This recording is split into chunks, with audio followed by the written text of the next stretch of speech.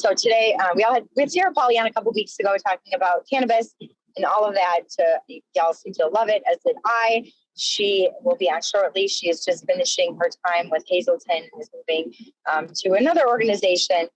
But she will be talking to us today about adolescence, which I think is such a huge topic, especially in the world of any type of addiction and really trying to get the prevention thing going. Next slide, Katie. Yeah, the upcoming ECHO sessions, I mean, we have just had an enormous outpouring of people who want to give talks. So this has been fabulous. Some of the really good ones coming up, the Kenton County Jail substance use next week. We got the medical examiner, Andrew Baker, coming back. And then Heather and I will be doing a little something on some of the state stuff with long-term opioid stuff. I know there's some things you're looking forward to as well, Heather. I can't remember which one you pointed out last week. Well, I don't know. There's just a lot coming up that are pretty awesome. So I think we have more that are coming in the schedule. But we have a lot of the summer going, so it's pretty exciting. Yeah, so lots of great talks. So don't go away. All right. So again, as Kurt mentioned, turning your video on. I think Sarah would love to see y'all, and name yourself, which it's everyone pretty much has now. And if there's other people in your room, let us know. Kind of like throughout last time, if you have questions that come up, please chat them in. We can help facilitate those at the end, or by all means, I think Sarah would be just fine with you just unmuting and asking yourself. And the CME, you'll get the email after. Please fill that out before the end of the week so you're able to get your credit. Yeah, and again, if you need any help, please don't feel like you can't give us a ring. Our phone numbers are pretty much out there. Aaron as well. Aaron's cell phone there, who helps run the program. So please reach out with any questions. We're happy to help. We've certainly had some interesting ones here lately. So feel free to call. All right, and the online resource site is forever. All we talked about was being able to get on ECHO, see previous ECHOs. Now, of course, the manual is on as well. So any type of paperwork you might need in terms of policies or explanations of things, the urine drug screen algorithm is on there. That's always a big one. So feel free to check that out. All right, and so you will probably want to share your screen again, Sarah. Is that the key? So we'll let Sarah take over and do that. I am still in New Zealand, if you notice my background, because I'm not smart enough to figure out how to switch that easily. So go ahead, Sarah, if you want to take over and share your screen, that'd be great. Yeah, I will indeed. Hold on one second. All right, can you guys see that? Sensitive period. Yes, yeah. We can. I see thumbs up. All right. Well, I'm so happy to be back today. This talk is a lot shorter, so then we will have time for questions. There'll be some content that will be reminiscent of kind of what we brought up with relation to cannabis use in teenagers. You'll see some parallels between how cannabis impacts the developing brain and how substances in general impact the developing brain, and why we think about exposure to substances during kind of that period of adolescence to young adulthood as being a sensitive period for the development of lifelong addiction. There we go. Okay. So I know there's probably some pediatricians and family med docs and other people who work with youth on here. So I won't spend a whole lot of time talking about normal development of the adolescent. We'll just kind of review that a little bit to make sure that we kind of understand the backdrop for kind of this increased risk in why young people are particularly susceptible to initiating substance use in the first place. And then why then the combination of where the brain is at plus that substance exposure then ends up increasing risk of addiction later. We're going to talk a little bit about the adolescent development and as it relates to the COVID-19 pandemic. And I think all of us have heard in the media and then through our own clinical work, how youth mental health right now is just a really important topic. Youth are not doing necessarily all that well with regard to anxiety, depression, substance use. And so talking a little bit about what factors might be contributing to that, and then get more specifically into kind of this sensitive period and development of lifelong addiction, like I mentioned. So as my typical style, we can have this case. You can think about any other case, or if people want to bring up cases after. So this is Ryan, 15-year-old male, no prior psych history. In talking with family, they're aware of him using alcohol intermittently on the weekends with friends, and then using cannabis potentially a couple of times. They're not really sure. And then daily nicotine vape usage. The family's not sure if he owns his own or how he gets it, but he's talked about vaping and asking his parents actually to buy him a vape before. So he's here in the appointment because kind of out of the blue, family was notified that he had made a suicidal statement about not being alive anymore on social media, and then had taken pictures of him cutting his arm and put those pictures up. And so a friend saw it, friend told their parent told Ryan's parents, and then they brought him in for an appointment. The stressors that they kind of think about or talk about is that he recently had a romantic relationship end, which they think maybe that was contributing to why he was upset. And then he is taking a break from his high school basketball because he hurt his knee. And so that's been kind of hard because he's lost kind of connection with some friends and some activities that he was doing. So as we're hearing about this, we're thinking, well, okay, that seems like kind of a big deal that he cut himself and he said he was going to kill himself or something like that on social media. Is this like a within normal range reaction to a breakup or to the stressors that are going on? Why is this happening? Does it have anything to do with the substance use stuff? Does he have an emerging kind of depression disorder or some other kind of issue that's coming out now that we need to kind of investigate and diagnose? So adolescence, right, is a period of rapid growth. It's marked by different biologic, psychological, and social changes that the COVID pandemic was kind of layered on top of what typical adolescent development was like. And in a lot of ways, we're actually seeing, and I'll get into this a little bit more in a second, but changes in the way that young people developed as a result of the 2 to 3 year period that they had a change in normal activity, normal stress levels because of the pandemic. But this kind of definitions, there's a thought now that we now think about emerging adulthood and late adolescence kind of moving past the age of 18 because there are a lot of brain changes that still take place. And within our culture, a lot of kids ages 18, really even sometimes up to 25 are still pretty dependent on their family units, their family of origin and their parents for things like financial support. And so there's been kind of shift in that definition more recently. So really, what I sort of break this down in my head into like, what are asks of an adolescent? Like, what are the things that an adolescent has to do during that time period in order to kind of progress along their developmental trajectory in a normal fashion, right? And so these are some of the tasks that are typical for an adolescent during this time. So the goal is to branch yourself away from your family of origin and experiment with different types of identities to determine who am I? How am I different from my parents and my siblings? How am I different from my friends? What are my values? What things are important to me? What is my purpose? That's kind of the goal of a teenager.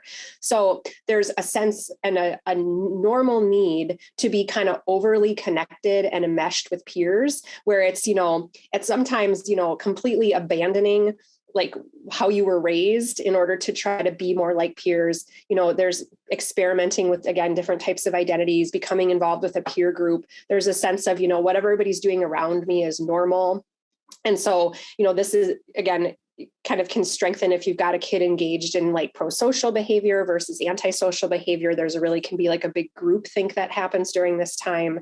It's normal to kind of be exploring your physical maturity and your physical body because you're starting to move into having a very adult-like body. And this is important to kind of figure out how you're going to, reproduce in the future and all of that kind of stuff. So these are all kind of normal adolescent tasks. And then with that, you see really kind of classic behavior, which is normal for a teenager. And so normally, and part of this comes from biology, part of it comes from psychology and social kind of impacts, right? So teens normally have struggles with emotional regulation. They normally are very pleasure seeking. Instant gratification is kind of where it's at. This idea of delayed gratification is really hard for teenagers. There's a bias towards new things. And so the preference is for something new with little kind of follow through and thinking about the risks associated with that new thing, the preference for it being new and exciting very, very much outweighs any kind of perception of risk or consequences related to that new thing.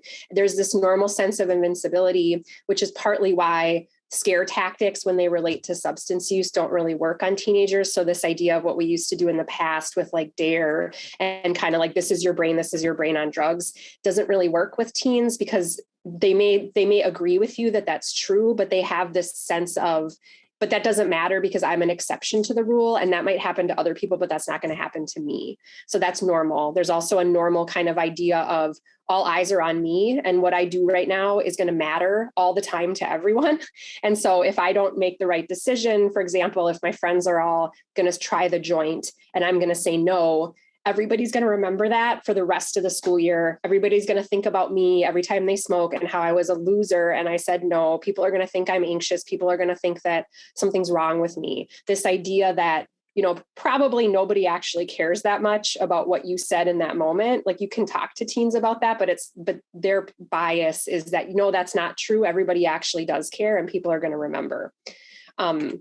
And then from a biology perspective, we know that there are specific differences in the teenage brain, which I'll get more into. And then there's differences and changes that happen in gonadal steroid production, which relates to, again, some of the behaviors that we see during adolescence. For example, increases in testosterone relate to increase in competitive risk-taking and aggression among males.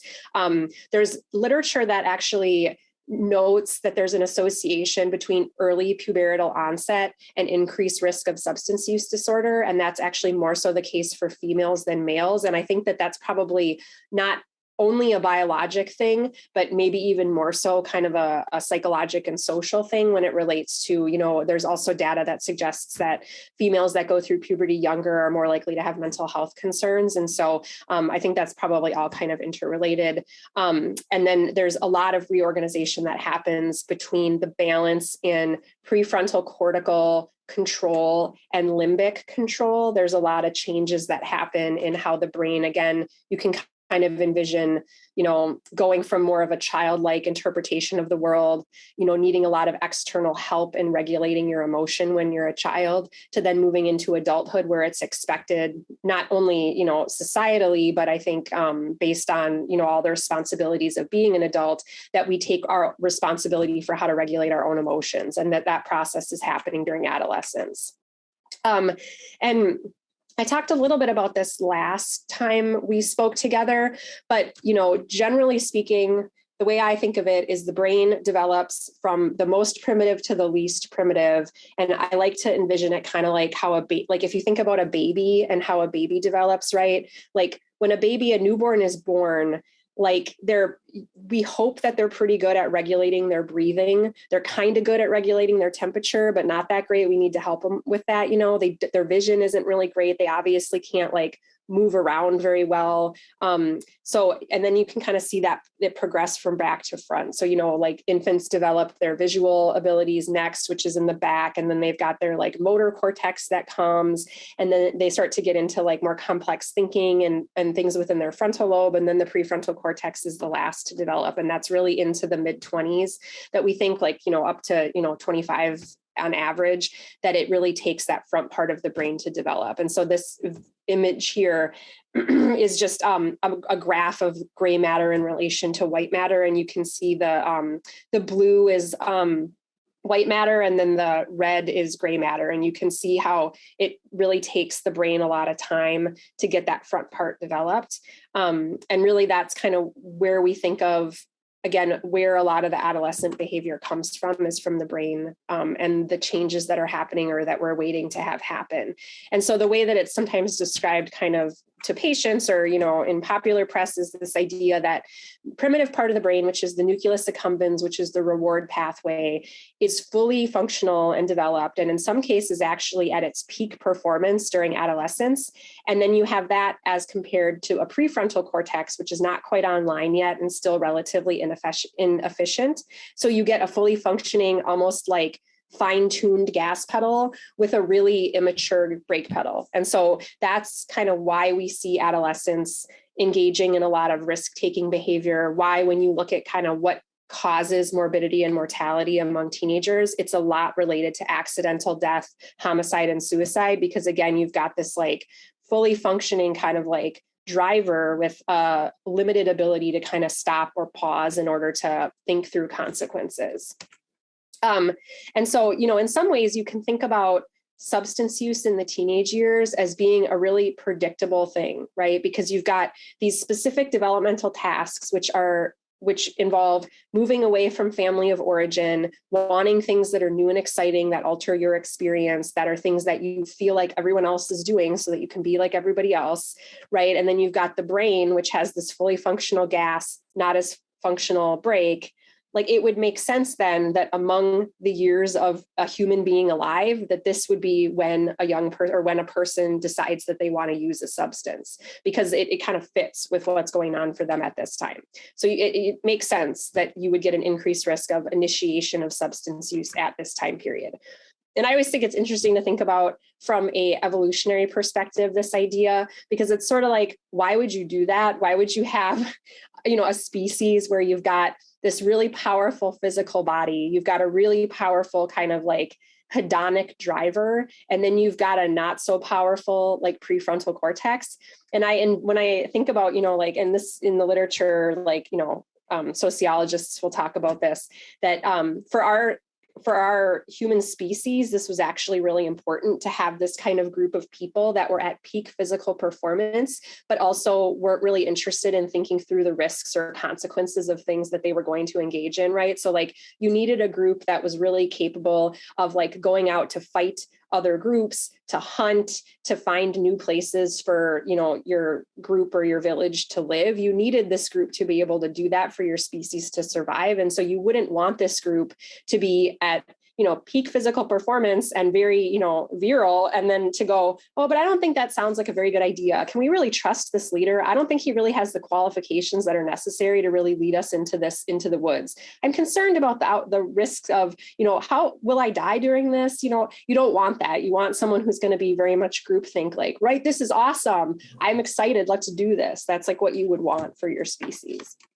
And so to shift gears a little bit and talk about, I really, for all of us here, if you have maybe like 10 minutes, I would really suggest finding the Surgeon General's advisory on youth mental health that he wrote in 2021. It's a really important document because really these advisories are reserved for urgent public health issues. And despite the fact that we were in kind of the middle of the pandemic, the issue with youth mental health and how youth were struggling was so important that he decided to make an advisory even amidst the pandemic to say, look, this was something and a risk that was happening from even before the pandemic started. And now that we have the onset of the pandemic, this has gotten a lot worse. And so the idea behind these advisories is that they're supposed to apply across our, like, all aspects of the world and our communities. And so it applies to businesses, media, individuals, schools, all kinds of government officials, and to offer really specific recommendations for what we should be doing to try to help youth with their mental health. And it kind of outlines, and this is really common for how psychiatrists think about the development of a substance use disorder or the development of a mental health condition, is we think about it from different, this is one model, it's the ecological model where you think about concentric circles. And so at the middle of the circle, you have the individual, which you can think of as being the genetics, epigenetics, individual, psychological, and developmental kind of situation. And then you have kind of the context of the family and any kind of, adverse experiences that may happen or stressors for that family unit. And then you think about the community where you can see, depending on your socioeconomic status and where you live, and if you live around people who look like you, if you're experiencing, mistreatment in your community. And then you've got environment, right? Like aspects of global warming in addition to pollution and how that might impact someone's development. And then you've got society where we've got, larger issues about politics and systemic racism. And so all of these factors kind of contribute not only to risk, but also to protection. And so each each one of us approaches kind of our lifetime with a set of protective factors and risk factors that can come from all of these different places, and that the goal in preventing the development of substance use or the development of a use disorder or the development of mental illness is to do what we can from where we sit in promoting protective factors and minimizing risk factors. And part of that is really even just identifying what protective factors there are and what risk factors there are so that we can then work to engage with those. And so you can think about people that approach the world with individual vulnerabilities, right? And so these are vulnerabilities that either they're bringing in from the individual perspective because of maybe genetic or epigenetic risks. They're, things that are happening to them because of the community or the society that they're in. And if they're in a, BIPOC community or LGBTQIA plus community, how they might be experiencing discrimination. These are things that can be added, vulnerabilities for an individual. And then for some, it can be an added protection, right? So again, the important part to think about is that for each kind of young person, we have to think critically about things that may be a risk factor and things that may be a protective factor. And one of the classic examples of this is like social media, right? It would be naive of us to say either social media is all good or it's all bad. There are a lot of nuances for particular kids and particular risks. So, right, like there was American Psychological Association just came out with like a statement about social media and youth, and this idea that social media can, for some kids, be protective or be a positive in their lives. And that one of the things that we can do as adults is to educate kids about appropriate social media usage and really like help scaffold their experience for them as they grow up and kind of increasingly allowing more and more individuality as the young person grows. But that's just an example of how we need to kind of be a little bit more thoughtful in thinking about risks and protective factors. And then just to speak a little bit about the pandemic, these were risk factors that contributed to further worsening of mental health or substance use difficulty during the pandemic. And so, kids that had parents or caregivers that were directly impacted by the pandemic, either because they were frontline workers, and that could be in healthcare or, manning the grocery store or at the supermarket, families who had disruption in their routines, right? Like people whose lives were completely thrown off if their parents were both in the service industry, for example, and restaurants got shut down, how that really changed the experience of the young person, things related to trauma that might have happened, kids that were really reliant on the school system to offer them a lot of structure or special services, and then not having access to those services during the pandemic. There was a Wall Street Journal article that came originally from a tweet that was this idea that we all approached the same storm, but we had different vessels. Some of us had a yacht and some of us had just a single oar. And so this idea that, again, the pandemic had some positive impacts on families. Kids got more sleep than ever before, actually, and family units became more close-knit, but that wasn't the case for everybody. So to get back to Ryan, so, you're asking Ryan a little bit about the substance use, and he says, well, I drink on the weekends with my friends. We like to get messed up. So, he's always drinking to intoxication when he drinks. You could ask more questions about that, like talk about what a standard drink is and how many of those does it take. And if you wanted, you could get into some screening questions for substance use disorder there with the alcohol. He says, I vape whenever I can. Sometimes I buy one. Sometimes I use my friend's vape. And then I've tried marijuana before, but I don't really like it because it makes me really anxious and paranoid. So I don't really smoke marijuana. And then he might say something like, but like, why does this matter? Why are you asking me about alcohol and other stuff like that? And so this is when we get into brief intervention.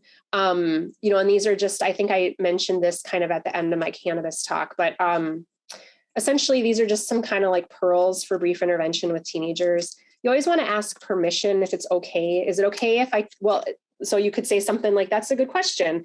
Is it okay if I explain to you a little bit about why? And a lot of times kids will say, yeah, because they're kind of expecting that that's what you're going to do because you're a physician or, a provider for them. Sometimes they'll say no, and that's okay too.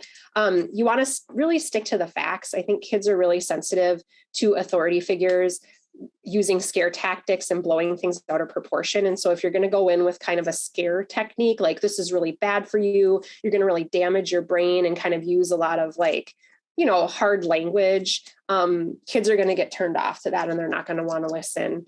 You really want to validate their experience. And so they have their own unique ideas and information that they've found online, most likely about what substances do, what the benefits and drawbacks are. And so it's really best to start from a place of them telling you what they think, and then using that as a jumping off point to do your own education or to clarify things that they maybe don't quite have a full understanding of, but in a pretty, patient-centered way. And then you want to really work, and I talked about this last time, but motivational interviewing is amazing for all kinds of patient care. Any kind of patient care with teens, it works super, super well. This idea that if you let a young person or any person talk long enough, even if they're very much committed to continuing a behavior, they're going to eventually say something which is inconsistent with continuing that behavior. And then that's your opportunity to really jump in. And particularly with parents, I talk a lot about allowing natural consequences. And this is really, really hard for a lot of parents, and a lot of the kids that we end up seeing here at Hazelden Betty Ford have this kind of long-standing pattern of parents preventing natural consequences for choices that the child is making. And as a parent, I totally get it, because you don't want something bad to happen to your kid, right? So if your kid is not doing their homework or skipping class or, gets caught by the police, of course, there's that parental drive to hire the best lawyer, talk to the teacher to try to help make sure your kid gets the grade so they don't have to retake the class, try to get a note from the primary care doc or whoever to excuse the situation or to explain it away by something else. These are all sort of normal things that a parent would want to do. But really what ends up happening is you're allowing your child to continue to make the choices that they're making without having consequences. And so you're really going to have a hard time getting them to be motivated to make behavioral change if you keep allowing that to happen. And then you really want to involve the young person in brainstorming what you're going to do about what you talk about and what the plan is going to be and how you're going to communicate that with the family.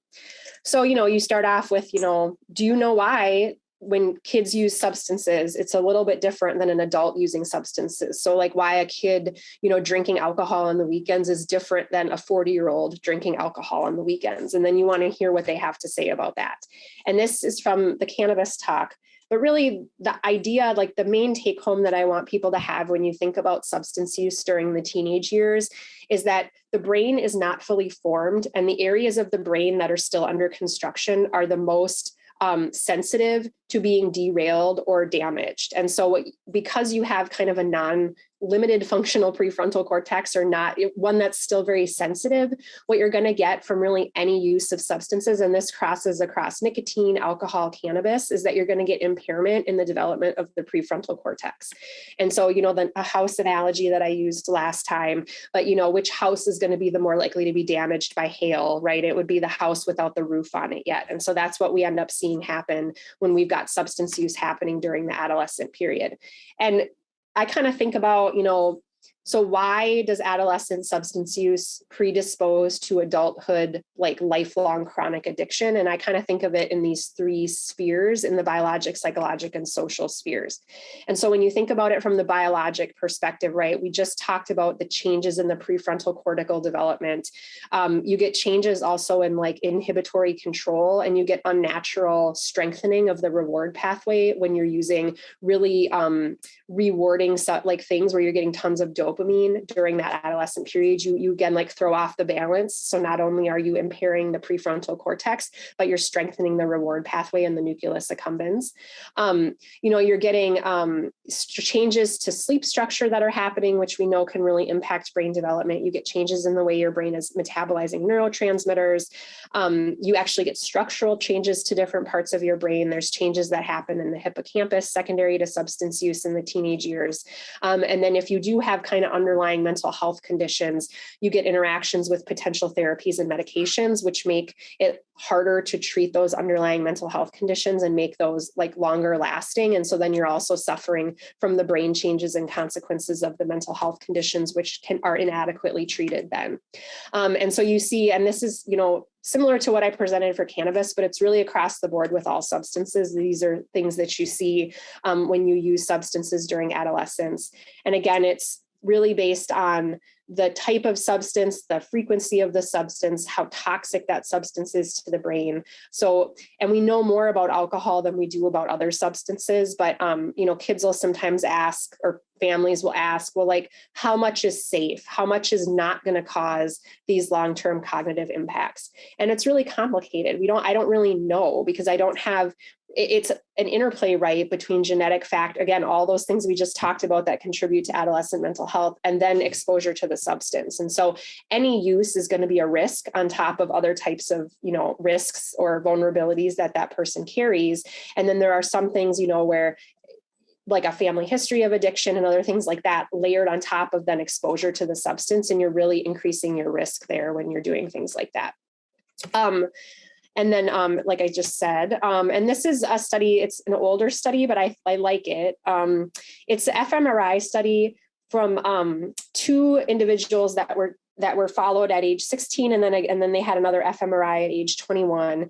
One of them was a drinker, meaning that they binge drank on the weekends with friends. The other one did not have any alcohol. And if you look at their fMRI, they were doing cognitive tasks in an fMRI machine. And the 16-year-old non-drinker and the 16-year-old drinker had the same performance or similar performance on those cognitive tests. But you can see that the drinker actually had to was metabolizing more in their brain, or using more of their resources in their brain in order to get that same score as the non-drinker. And then you look at what happened at the age of 21, and you can see that they had significantly different performances, with the non-drinker performing better and the drinker performing less. And they really struggled to get their brain to do what it needed to do to be able to complete the task. And so it was almost like they burned themselves out. Their brain needed more to be able to do it, but they could do it when they were younger. And then by the time they were older, their brain had just been damaged to the point that it wasn't capable of getting the what it needed to be able to complete the task. And so you started to see impairments later. And nicotine is particularly interesting because we've got this whole generation now who's going to mature into adulthood with significant exposure to nicotine. And we know that it impacts cognition. We know that it has long-term impacts to brain development. And so, what we see is that there's changes that actually happen to gene expression. So epigenetic changes that happen in the brain secondary to nicotine exposure. And these have similar to kind of what we're talking about. So they have decreases in activation of the prefrontal cortex, impairments in attention and concentration, slowed psychomotor speed, decreases in cognitive flexibility into adulthood. And this is when there's nicotine exposure during the sensitive period of adolescence, even if they've stopped using nicotine in the future. And then we talked about this with cannabis. This study, again, is a really good study if you're interested in quickly looking at what is the current status as of 2021 regarding the data on how cannabis impacts the developing brain. And it's similar to what we already looked at and what we talked about last time. So that's kind of the biology, right? And then you talk about the psychological impact of substance use during the teenage years. And what you've got is, when you're doing things that impair your judgment even more than it's already impaired as a normal teenager, you're more likely to expose yourself to trauma. And so then that will impact you from a psychological perspective. You've got derailment in identity development and formation. And so what happens to a lot of our patients that we see here, if we are catching them kind of in their mid 20s or even into late 20s, is that all they know about themselves is that they use substances. So they've fully incorporated into their identity this idea that they're a pothead or that they drink alcohol, and that's just who they are. And so it's really hard then to backtrack and try to figure out who are you without this kind of other layer of substances. And it can take a lot of work for people to do that.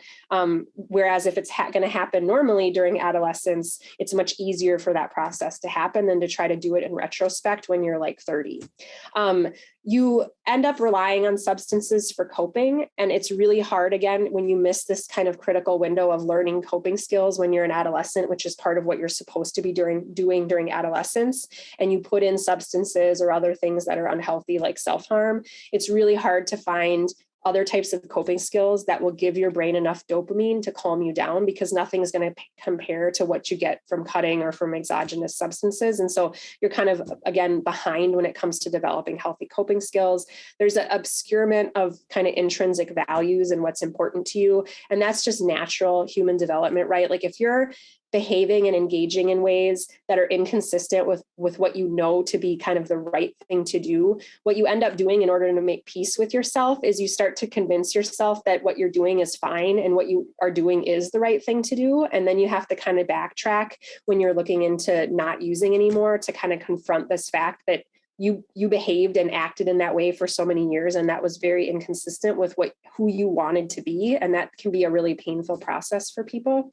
And then we also know that use, right, confuses diagnostic clarity when it comes to develop or to diagnosing mental health conditions. It's really hard for people like me to diagnose mental health conditions when there's co-occurring substance use. And so we can then, what happens is treatment is sometimes then delayed where we don't adequately have the right diagnoses for somebody.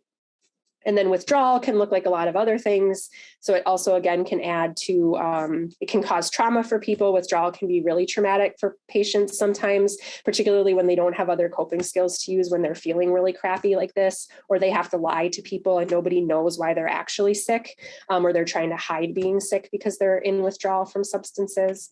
And then we look at social impacts, right? So increases in family conflict, you become isolated from more pro-social activities when you're using, to the point that, schools will like kick kids off of the sports team because they're using substances, which is always really hard, right? Because you're essentially taking away positive pro-social supports because you caught the kid using substances. You can then have legal involvement, which then exposes you to all kinds of other things, which can be traumatic.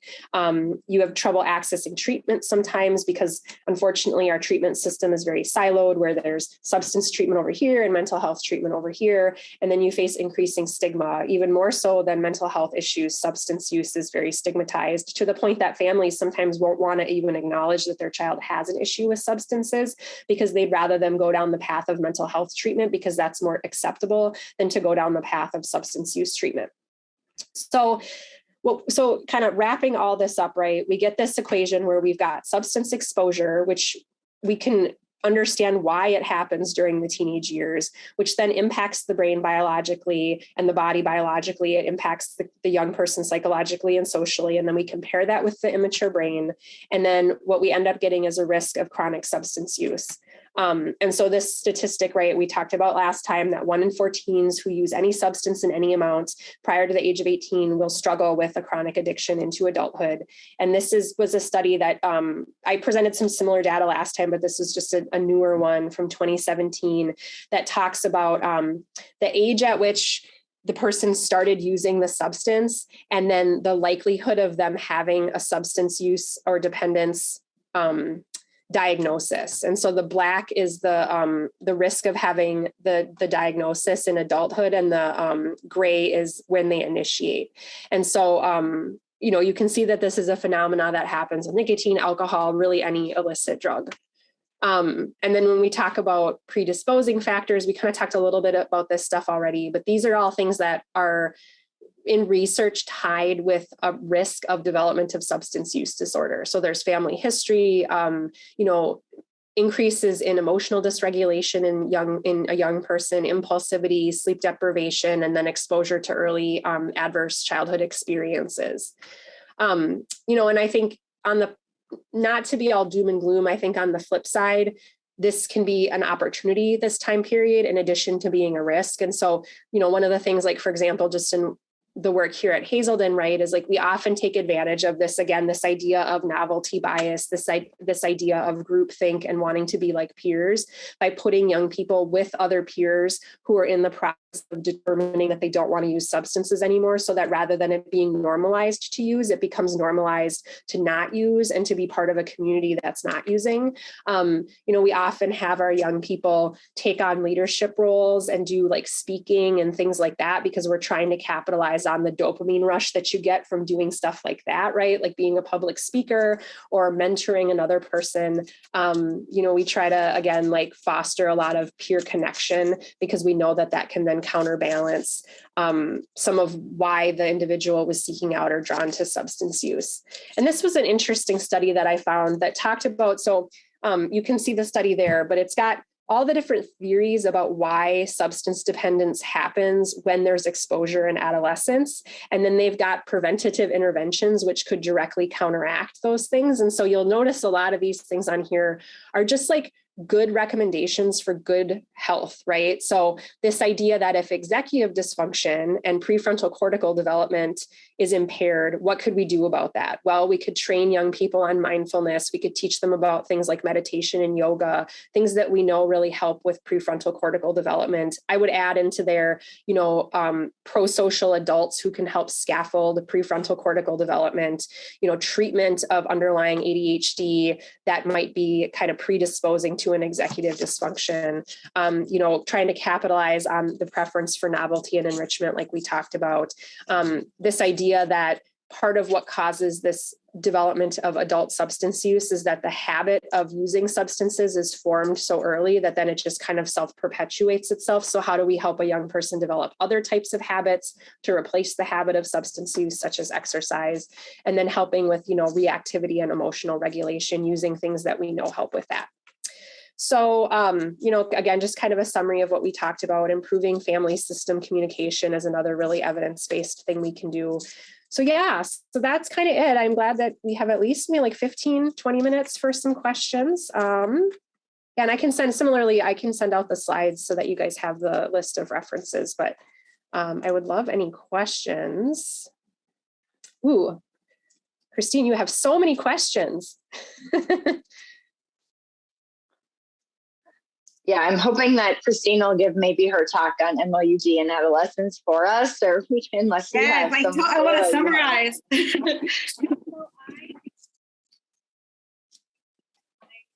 Christine, you're really muted. No, you're muffly. Yeah. Oh, Yeah, Christine, we really can't hear you. Well, I guess we can ask a couple questions. Is this better? That's better. Yes. Okay, good. So I did this talk for our county, Sacramento County, but they specifically wanted MAT information.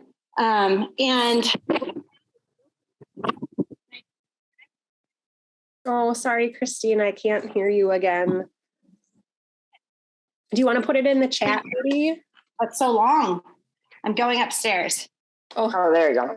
Okay, so my problem was I couldn't find any information on treatment. We found so much information on what happens, what the brain development, but there's so little data on treatment and nobody spoke about it. So I would listen to these CMEs and get great CMEs, but I wouldn't get anything on treatment in the end. And so I did the research, and there are some studies, and a lot of it really focused on getting kids, if they had severe substance use disorder, diagnosed as severe, using the diagnosis criteria, then MAT was the way to go. Buprenorphine seemed to be the best. We had better retention. And because we had retention, we were able to get them the focus on like coping strategies, exercise, all those other things. But without the buprenorphine with severe substance use disorder, we would lose these kids.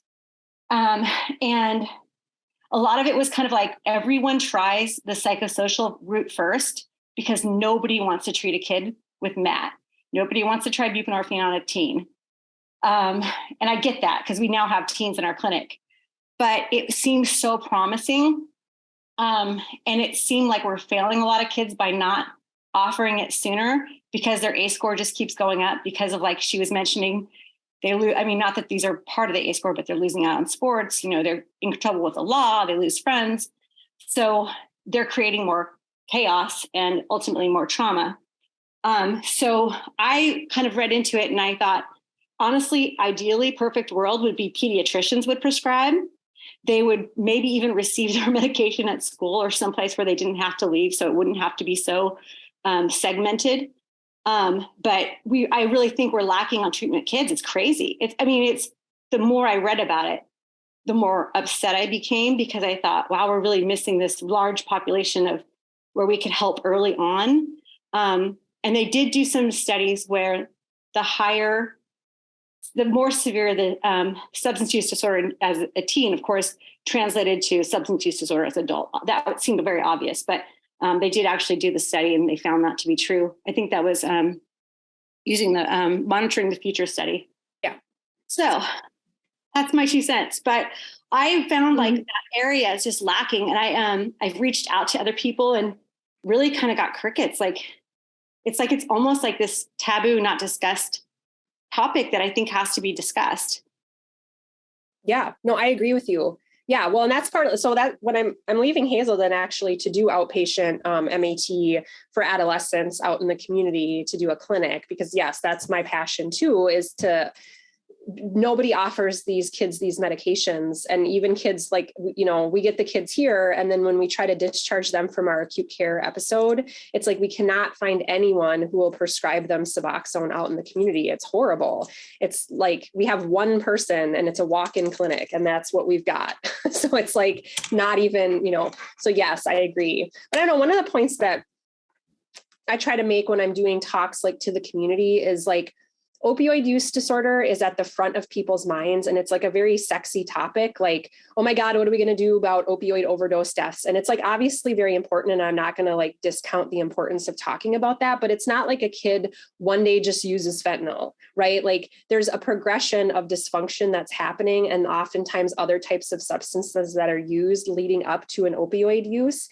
And so like, you know, to me, it's like, I would love for us to talk about, like, we really need to be educating and intervening before we get to the point where we even need MAT. And of course, we need MAT, we need it, and then we should have access to it. But, you know, I like to sometimes point out these statistics because people want to jump straight to like, well, what medicines are we going to prescribe for opioids? And it's like, yes, that's really important. And like, the most commonly used substances among this age group are alcohol and marijuana, like by far. And so then those are the kids who are then ending up using opioids. And so like, we need to start doing things and intervening when it's like less of a problem or when society views it as being not a big deal. Oh, every kid uses marijuana, every kid uses alcohol. That's really when we need to start to be intervening if we're going to prevent kids from then using opioids. But then yes, once they are using opioids, to be able to offer them the same types of evidence-based treatments that we offer adults, because we don't have a lot of data, but the data we do have supports how important that is. Even more so, more like you mentioned, more important than psychosocial interventions for opioid use disorder. I mean, now what it's like the recommendations for adults anyway are like, yeah, recommend your psychosocial treatments, but just keep them on the buprenorphine because that's what's going to keep them alive. And I feel like it's the same thing with teens that we need to be doing too. I think that most of the people probably on this call would tell you they're treating people under the age of 18. And I think that for the most part, you know, I don't think there's an age that I wouldn't consider it. I think most of the people on this call understand that, man, it doesn't matter if they're 15, 16 or 17. Obviously, if they're under 16, then we need a parent involved. And sometimes that can be a little trickier. Because and culturally it can be a little trickier in certain groups. But I don't know, Heather, it looked like you were going to say something as well. Yeah, well, I was going to kind of ask and piggyback on what Sarah's question was, and is really trying to get this encouraged in clinics. So, you know, a lot of the providers on the call, these are rural primary care clinics. And so taking that into account as well, like we're not in the Twin Cities. There's not, you know, they're not addiction clinics. These are primary care docs doing this in amongst their primary care day. So how do you, you know, one, make providers comfortable when they're not seeing, you know, that is not their only patient of the day. And then to piggyback with that, like this is a community and our administration that you also need somehow. Administration always gets to have a say in this. How do you get them on board, especially in some of these much more conservative communities? Yeah. And I think that is the problem. I think that is, I mean, I recognize that the, you know, youth are mostly using marijuana and alcohol, and that's just the beginning. You know, that might be their launching point to opiates. But I think it is. I think it's definitely still like, it's, what's interesting is I feel like even among the people who recognize addiction, it's still stigmatized with youth, is treating youth. That's what I kind of found, just because there's such a lack of information. I thought there had to be I guess there's just not as many youth either to treat, but I felt like maybe it is just why, when we see someone who's severely struggling, why aren't we saying, okay, you're going to kill yourself if we stay down this, you know, road, and probably psychotherapy isn't the way to go right now. Let's start medication and psychotherapy in addition to the medication. But I just found like it was so interesting because I mean, I'm reading, this is addiction medicine. these are addiction medicine CMEs, and they aren't talking about treatment. So I was just like baffled. Really was baffled. And I felt like this is probably a good area to, of course, you want to start with the kids when they're young and grow the family. Yeah. I think, I'm sorry. No, I think the other thing to consider is this is also a group that when you look at how well do they take their medication, it's really spotty and poor. Their compliance is really rough. And I push this the Sublocade, and have a couple of people of the teenagers on Sublocade now. And frankly, I have one of them that's using on top of her Sublocade, which has been interesting. But I think that that's the way that often this age group we have to protect. And of course, it's not FDA approved for under 18, but I think people are all doing it off label. And I think in a group with compliance, that's always an issue. This is the highest non-compliant group in my opinion. They're busy, they go do stuff, they're with their friends, they don't take it. Literally, I've thought about this when I was doing my talk. I think the way to do it, which I don't know how it would really go over, would be starting it in the pediatrician's office where they're there, for their once in a while. And it would be something like almost like a school situation where you get your medication at school or somewhere you're seeing someone every day. However, then it's like, okay, but then there's that stigma. I don't obviously have the answer, but I think it would have to be much different than going to a clinic for kids. I mean, we have kids in our clinic for sure, but it's not ideal because, like you said, they're spotty with their medication. So I have a question, Sarah, about, the discussion you have with the teenagers, and I'm going to speak specifically to the cannabis, especially with the potential legalization. Mm-hmm. How do you then, when you're doing your motivational interviewing and you're asking them all these questions, they have all the counter arguments, of course. They have all the counter arguments that they've had. They have all the ones that you're hearing at the legislature. They know everything. How do you best approach that with them without using the scare tactics of, oh, your IQ is going to be lower or whatever? So then, yes, it's going to be legalized. Okay, but how do you have that counter argument with them to kind of explain that, it maybe wait, or even with alcohol, you just showed that too. Yeah. Well, I think so often, like from taking the motivational interviewing approach, is you just let them talk and tell you all about all the things that they love about it, because it's what naturally happens. And what the human brain does is eventually they will say something about, but it really pisses my parents off, but it's probably not good for my brain, right? Like they'll say something like that. And then you use that as kind of your hook to then start to say, oh, what do you mean it's not good for your brain? And then they'll say, oh, well, I've heard, doesn't it like lower your IQ or something? And then you say, oh yeah, actually, that's kind of an interesting topic. So that what the research shows is that, yeah, like substance use, kind of if you use it before the age of 25, your brain is really sensitive and it can kind of lower your IQ. But it sounds like you kind of knew about that already. Like, oh yeah, I knew about that. So you really are waiting for the patient to bring something up. It's like very much a patient-led direction. It's not like me deciding I'm going to start to talk or provide some psychoeducation. I'm really allowing them enough time to talk that then they give me the opportunity.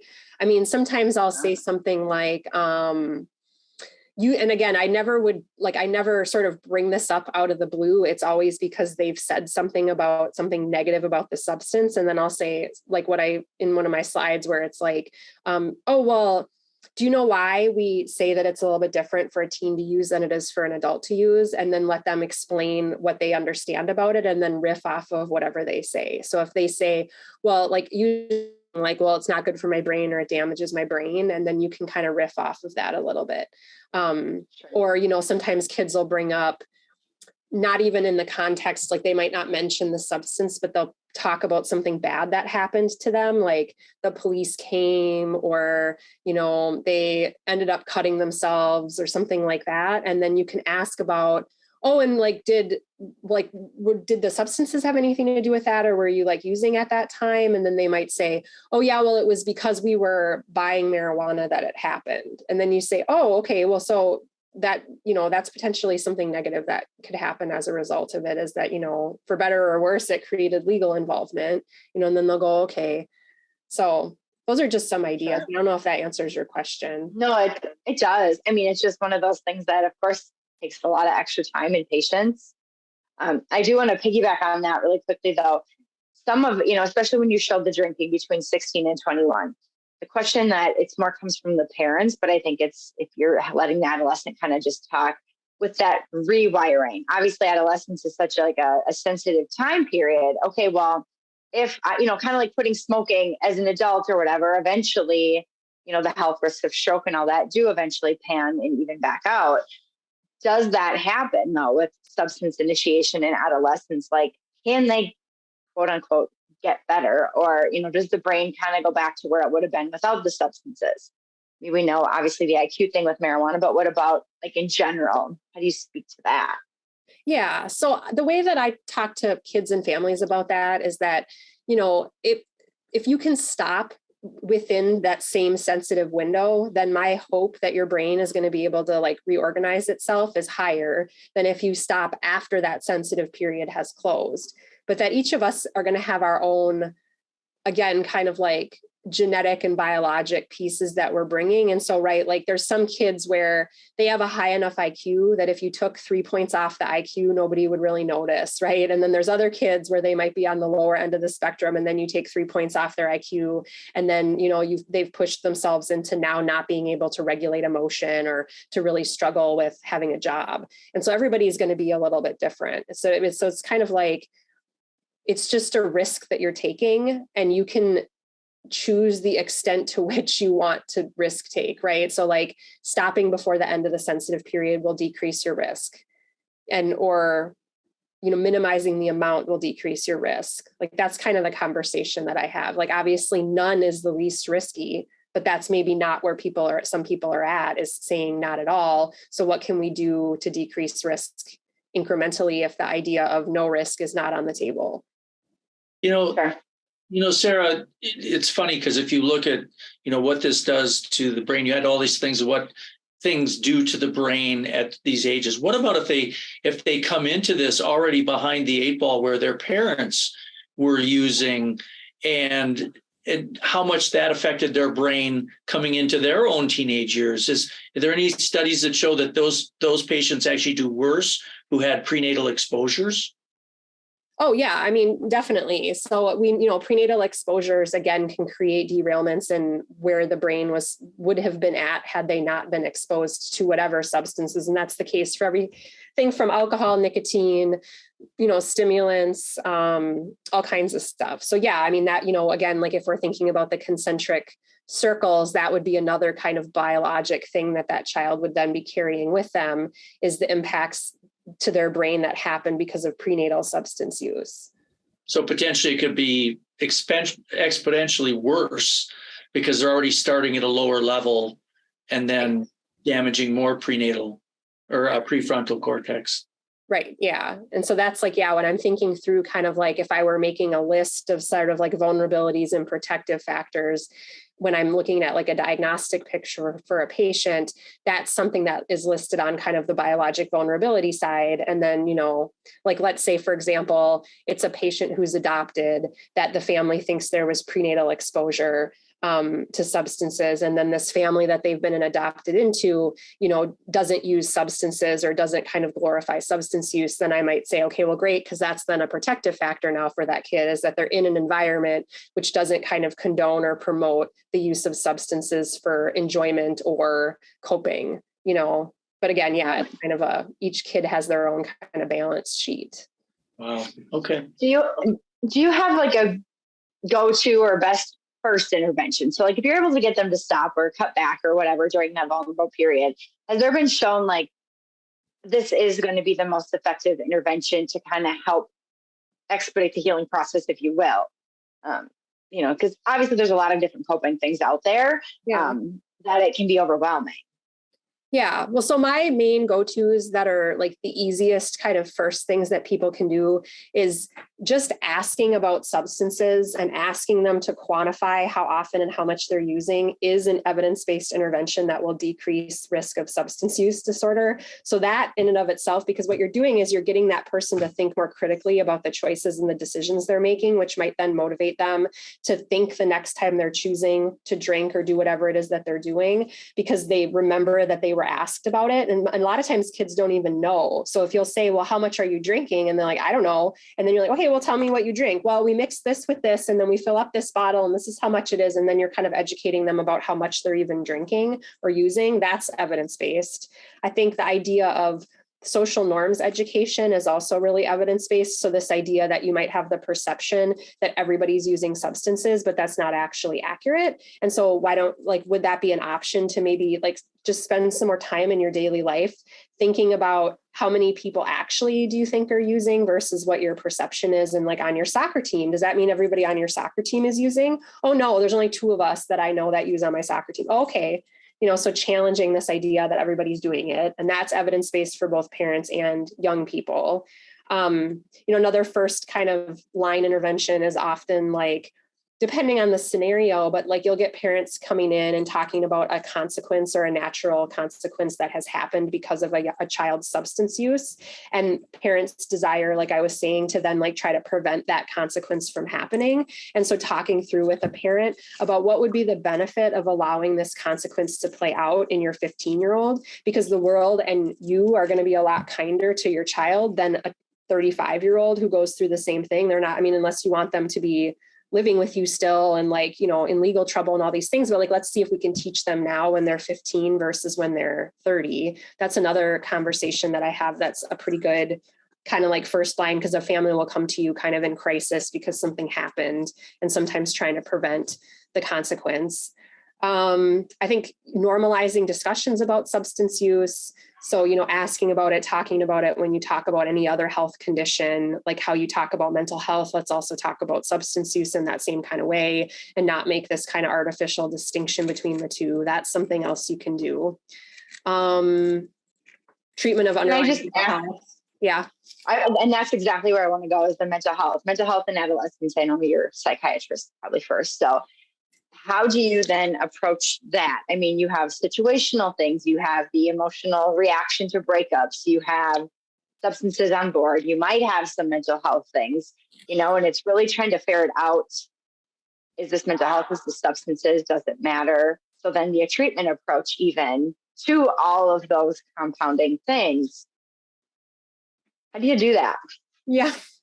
Well, my general feeling is that a lot of the medications that we use for depression and anxiety are really low risk medications when you look at the scheme of things. And so I'm often not super concerned about like the chicken and the egg question. I sort of take at face value what I see in front of me. And yes, the depression that we see in this kid who is meeting criteria for depression might be because of the substance use. I can't really tell, but me giving them an SSRI is relatively low risk and might be helpful, or getting them involved with a therapist to talk about depression, that I'm not going to like not do that while I look at whether or not this is substance or mental health. I'm going to do all of those things at the same time. So sometimes, I don't know, I don't want us to get caught up in like needing exact diagnostic clarity before doing something about it, because I don't know if that's necessary. Like there are things that are higher risk, right? Like, I don't know, like use of antipsychotics for agitation and aggression, right? Where I don't just like hand those things out all the time. So it's because they have risks associated with them. And so if I've got a kid who's got agitation and aggression, and it might be because of cannabis withdrawal, I might like do a short-term course to help calm things down. But then I really want to have this discussion of like, I don't know if this is the best long-term option because the risk benefit profile isn't as favorable as like an SSRI is, for example. Or same with sleeping, right? If a kid's having trouble with sleeping and it might be because of substance use, I really want to develop that rapport and get them to come back to me. So yes, it might be because of marijuana why they can't sleep. And so we're going to talk about that. And I'm also going to give them melatonin or clonidine or whatever to see if it can be helpful for them. And then sometimes I'll challenge them and say, I know that you smoke to see if it can help you sleep. My concern is that maybe then it's kind of having some issues with actually making you wake up later in the night, or, now like your brain needing that to go to sleep. So what do you think about, this is another strategy, but like an abstinence challenge. So what do you think about not using the marijuana for 2 weeks? Or if they're like, that's too long, you ask them how long would be good enough, right? And see if they can do it, and then revisit with them how that went and say, let's use the clonidine instead of the marijuana. And then you tell me how it goes, and then educate them about what withdrawal might look like so that they know to expect that it might be worse for a couple nights before it gets better. Awesome. Oh, I'm sure people could go on and on forever. I probably could too, but we are over time. So everyone should probably go back to work. And so, but again, thank you so much, Sarah. Yeah. I think this is such a hugely important topic, especially when we're trying to get more prevention efforts out there. I think we're really severely dropping the ball as a society on prevention, thus, kind of where you end up then. So greatly appreciate it. Yeah. Thanks, everybody. Yeah, wonderful. Love to have you back again down the road. That was just fabulous. So thank you. Yeah, sure. Just keep in touch, but good luck, everybody. Have a good rest of the day.